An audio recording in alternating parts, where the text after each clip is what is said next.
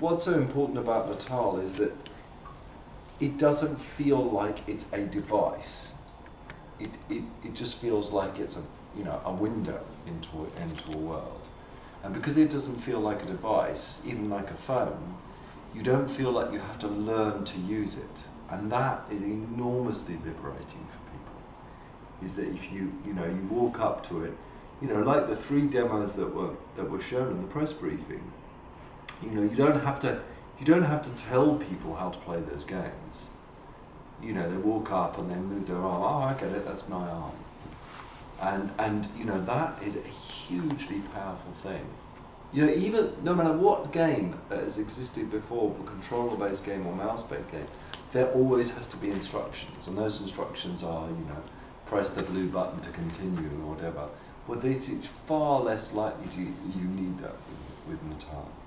Milo existed before Natal, but Natal brought him to life. Was Dimitri?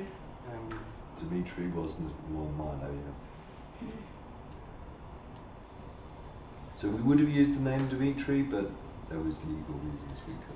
I think what Natal does very, very well is it enables designers to create experiences that none of us here can even imagine.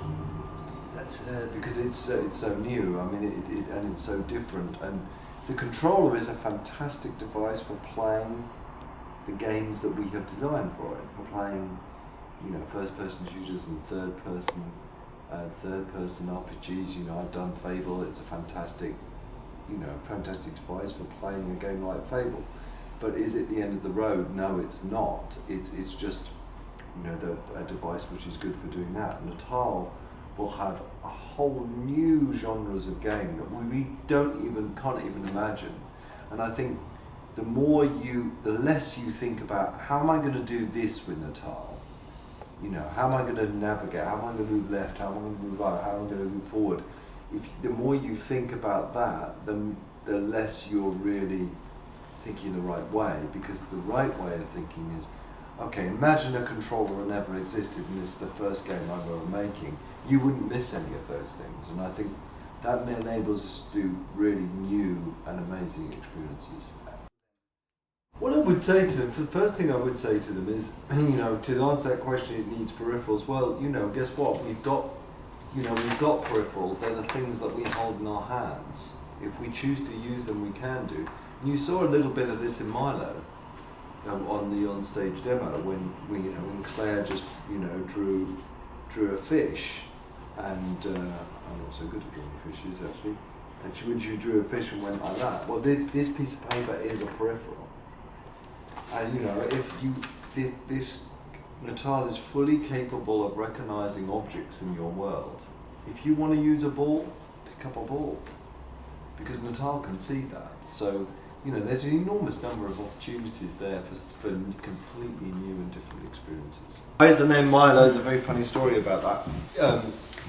So here's the thing: is that I've had this real dream for many, many years that we could use all this technology which is so cold and hard, actually to create something that feels alive. Now, I've made many, I've been in this industry for 20 years now, and you can see over the years I've tried to get closer and closer to this with the creature in black and white and the dog in Fable. But this is almost now is the perfect time to think about creating what you believe is a living character. And the thing that really triggered it was Natal, because it was utterly impossible to consider creating something that felt alive if you had to interact with it through buttons and a joypad. So that's kind of why now the reason I want to create something that feels alive is because, and I said this a lot in Fable, we have a chance of making entertainment and entertaining people in a very, very different and new and fresh way. And, people want to believe in things like that, like this. So, it's a real passion of mine. As to why the name Milo, it's the name of the son of another developer in the in the games industry. Mm-hmm. I'd have to ask his permission maybe to tell you who it is. It really feels like that, because I was actually, talking to Steven Spielberg about, creating a piece of entertainment which has an emotional connection with an individual, and it does feel like that. And I'm not taking credit for this at all, because what we're creating is a combination between this amazing amazing thing that we call Natal, and an incredible amount of Microsoft research. The handwriting recognition from Windows 7 with the face recognition from Cambridge Research, and coming together in the one product called Milo. And so I feel like, in a way, that I have the ability to do this because of all that stuff together. Why that? Well, this is, and the trouble is, when we talk about these things, we end up talking about philosophy. And the word artificial intelligence, you don't, if you want to meet a character or a personality, you don't need intelligence. You need what's called emotional intelligence. So Milo's not going to be super smart, but he's just going to have this emotional connection with you.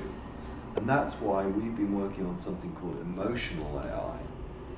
So it's using technology to really, for example, the twitches in Milo's face when you're talking, and how much he's looking in the camera. Those are all little subtleties to do with AI, which make him feel like more like a real character. Now, if you open any AI books, there's nothing in any AI books about that sort of stuff, because AI has really obsessed about how to contain and hold knowledge. That's what AI's obsession has been, academic AI.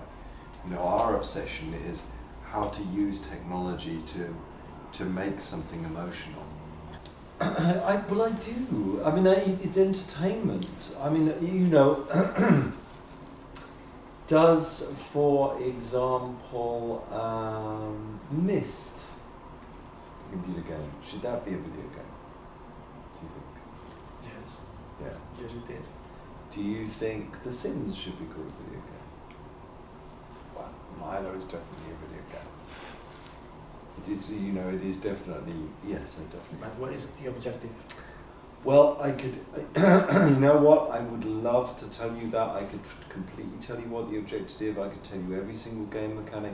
I could go through the story. There's an amazing story in Milo.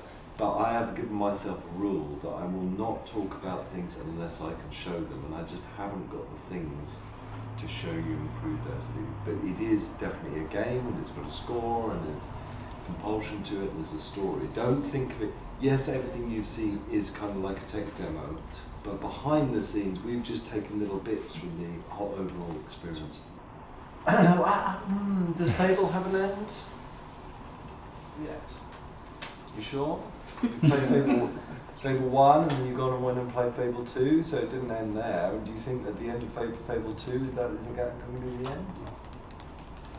So, I mean, there will be moments in them. You're getting me to talk about the game, you see, you're so sneaky with this.